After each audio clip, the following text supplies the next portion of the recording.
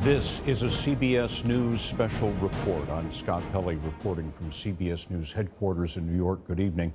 U.S. forces, on the orders from President Trump, have launched an attack against the Assad regime in Syria tonight.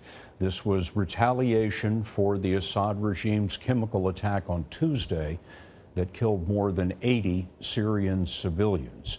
We understand that a number of cruise missiles were launched from U.S. ships in the Mediterranean, and those cruise missiles were targeting an airfield in Syria. Our David Martin is at the Pentagon with the latest on this developing story. David? Scott, this attack was targeted at a single airfield, which is believed to have been the location from which the plane that dropped those chemical weapons on that village in Syria took off. This airfield is located about 50 miles due south of the village that was hit by that gas attack.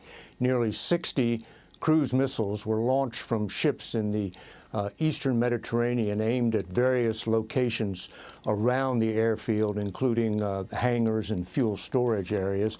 And all of those cruise missiles were designed to hit within 1 minute of each other.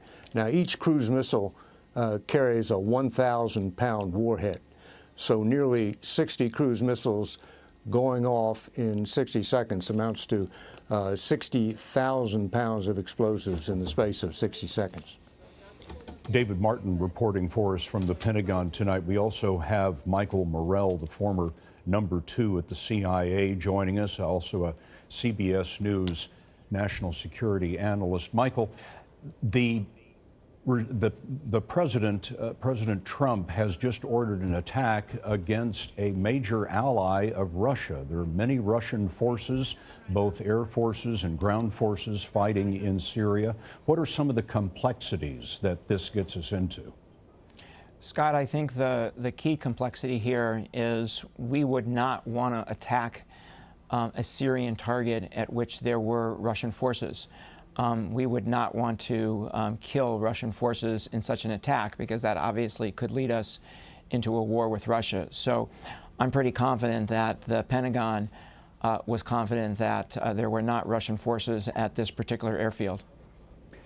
Michael Morell, former number 2 at the CIA. Michael, thank you. We are expecting to hear from the president a little bit later this evening. He is in Palm Beach, Florida, hosting the president of China in their first meeting. We'll bring that to you as soon as we have it.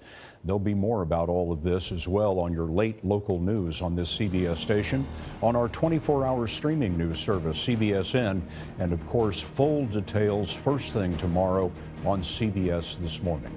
For some of you in the West, we'll be back with the CBS Evening News. I'm Scott Pelley, CBS News in New York.